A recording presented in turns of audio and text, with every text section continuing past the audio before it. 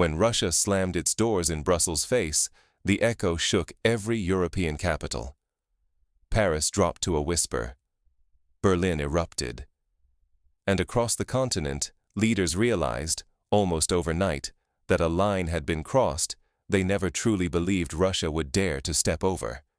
Because this wasn't just another tit-for-tat expulsion or a symbolic diplomatic snub. Russia demanded all EU ambassadors leave immediately. No consultations, no lengthy negotiations, just a cold, direct message. The EU's diplomatic mission is over. From now on, Europe speaks here only as fragmented nations, not as a unified bloc. For Brussels, it was like the bottom dropping out. The steady gray chorus of EU policy had been abruptly silenced. The diplomatic channel, which had allowed Europe to speak with one voice, was slammed shut, decisively, unmistakably. Why did this shock European leaders to their core? Because until now, no scenario imagined Moscow so openly severing ties with the EU as an entity. For years, European officials had grown used to the comfort of collective negotiation, hiding behind a common position, issuing sanctions and statements in lockstep. But today, that shield is gone. Now, each government must look Moscow in the eye, alone. And this rupture isn't just a reaction. It's a calculated move from the Kremlin, a preemptive strategy to deepen the cracks already running through the EU. Europe's diplomatic influence, its unity, its very reputation on the global stage, all are now on the line. As the old architecture of European-Russian relations collapses, the continent faces a profound question. What happens when Europe loses its voice in Russia and is forced to confront its own divisions head-on? Let's map out how this rupture came to be and what it means for Europe's future. The seeds of this diplomatic earthquake were sown over years and ignored until now. To understand how we got here, let's rewind. For years, Europe kept tightening the screws on Russia.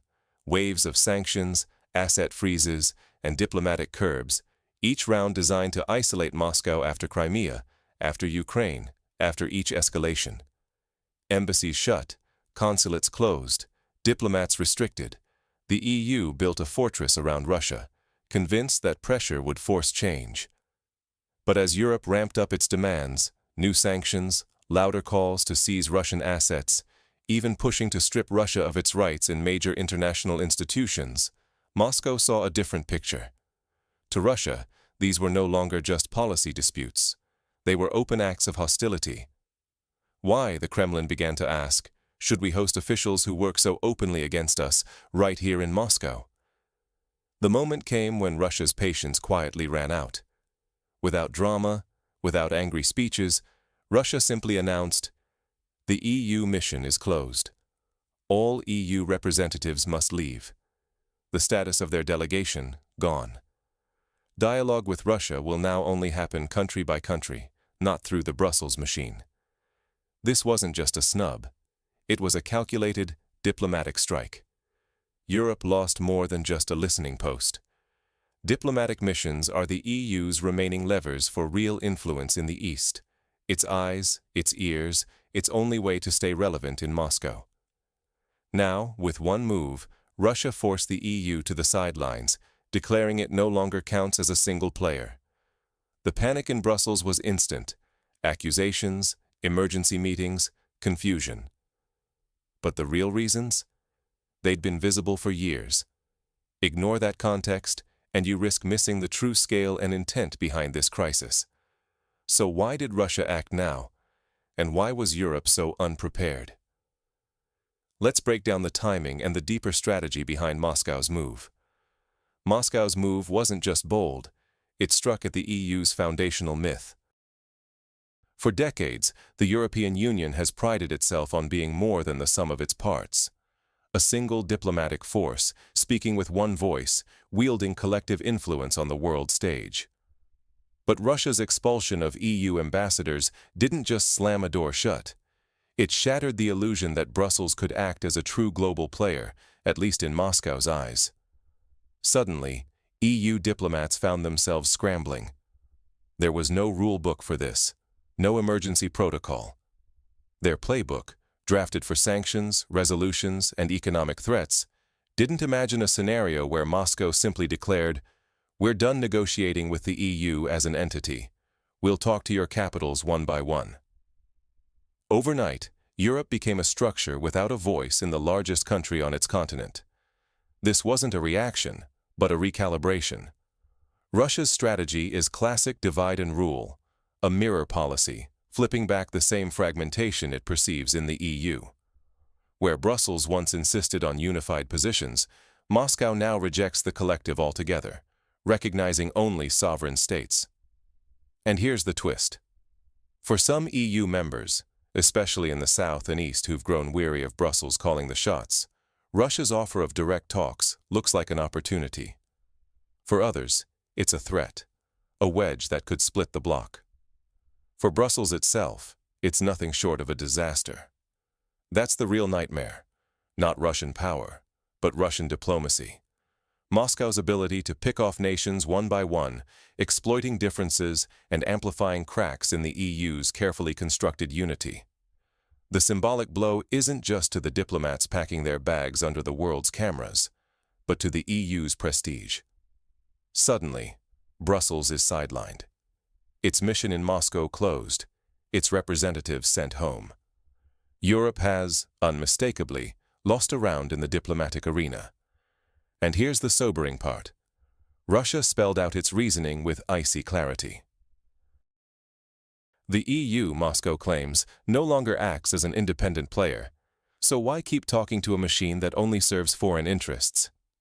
In one move, Russia shifted the chessboard, making the EU irrelevant in its own neighborhood. So what happens next? How will this diplomatic earthquake ripple through Europe's politics, its security, and its economy? That's where we dig deeper, because the aftershocks are only just beginning. The aftershocks are only just beginning, and Europe's foundations are already cracking. With Russia's expulsion of EU ambassadors, Brussels has lost its eyes and ears inside the largest country on the continent. This isn't just a symbolic blow, it's a real and immediate loss of intelligence, influence, and the ability to sense what's happening on the ground. For European businesses and diplomats, the rules of engagement in Russia have become suddenly unclear. Everything from logistics to high-stakes bilateral projects is now at risk. The safety net that the EU diplomatic mission provided is gone, leaving companies exposed and negotiations far more complicated. But perhaps the biggest tremor is psychological. For years, EU officials grew used to a certain predictability, that no matter how tense things got, there would always be a channel open for dialogue. A mission to send, a commission to convene, a door to knock on. That era is over. Moscow hasn't slammed the door on conversation itself. It's simply locked out Brussels as a unified voice. Russia is signaling, we'll talk to Paris, to Berlin, to Rome and Budapest, but not to this superstructure that claims to speak for all of Europe. Suddenly, the carefully crafted myth of EU unity is unraveling. Some member states, like Hungary and Slovakia, see a fresh opportunity to elevate their own voices and pursue their own interests with Russia. Southern countries, tired of Brussels' directives, are quietly considering more individualized approaches. Meanwhile, northern and Baltic states are in a frenzy, issuing statements, trading accusations, demanding tougher measures, but with no real solution in sight. The EU's image as a moral and political authority has taken a hit, exposing deep divisions just when unity is most needed. This isn't just a diplomatic squabble, it's a profound strategic rupture. Europe now faces the risk of economic disruption, further internal discord, and a weakened hand at the global negotiating table. And make no mistake, the world is watching to see whether Brussels can hold its ground or if Moscow has just redefined the rules of European diplomacy. Now let's confront the two burning questions. Why does Brussels fear this division most, and what might Russia do next? For the first time in decades, Europe must look in the mirror and decide, unite or fracture. What Russia has done isn't just about expelling diplomats or cutting off bureaucratic channels. The real blow lands on the EU's prestige and its image of unity. Moscow is forcing the EU to drop its collective mask and face a hard truth. The illusion of always speaking with one voice is shattered. Now, each European country has to decide. Do they negotiate directly with Russia on their own terms, or do they stand behind Brussels and its policies? For some EU members, the chance to deal directly with Moscow is tempting.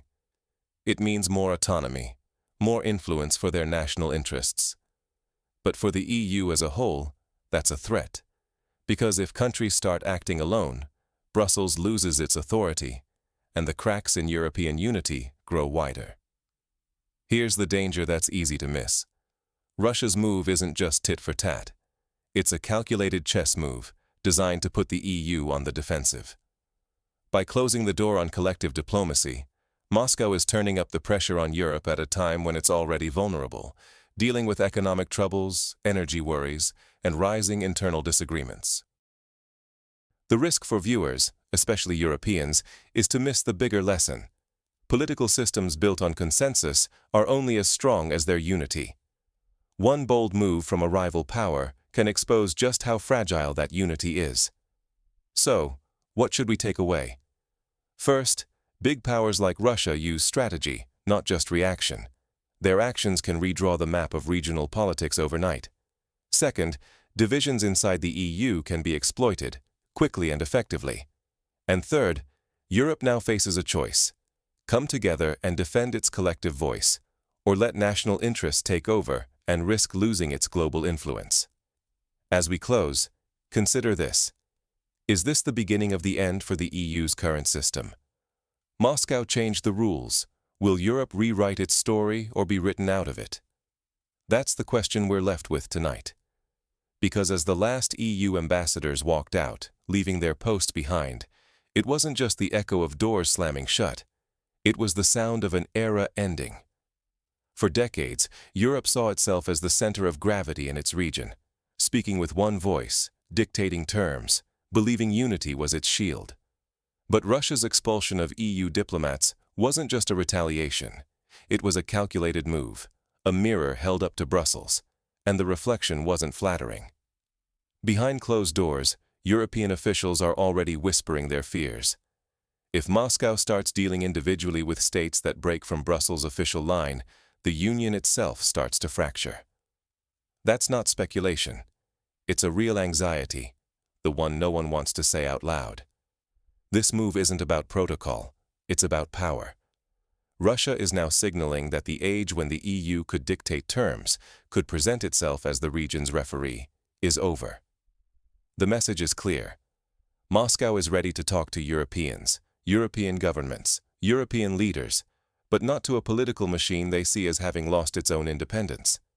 That's the real break. For the first time in years, Europe is seeing its own weakness, its reliance on the unity it so often proclaims, its vulnerability when that unity is challenged. And the stakes? They couldn't be higher.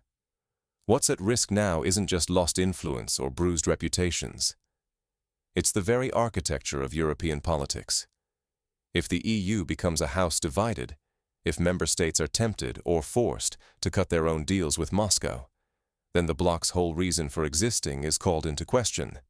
Its geopolitical weight, its economic clout, its voice in global affairs, all of that is suddenly under threat. Russia didn't slam the door, it just stopped holding it open. And as Europe scrambles to salvage its fading influence, the world is watching. The political map of Europe is changing, but it's not Brussels drawing the new lines, it's Moscow. So here's the challenge, and it's not just for politicians or diplomats, but for every European. Will this be the moment the Union rediscovers its purpose and strength, or the moment when its divisions finally catch up with it? Is this the beginning of the end for the EU as we know it, or the shock that forces a new chapter? Let us know what you think in the comments. Do you believe Europe's unity was always more illusion than reality? And can the EU survive this test, or has Russia just exposed a fatal flaw? This is more than politics, it's about the future of Europe itself.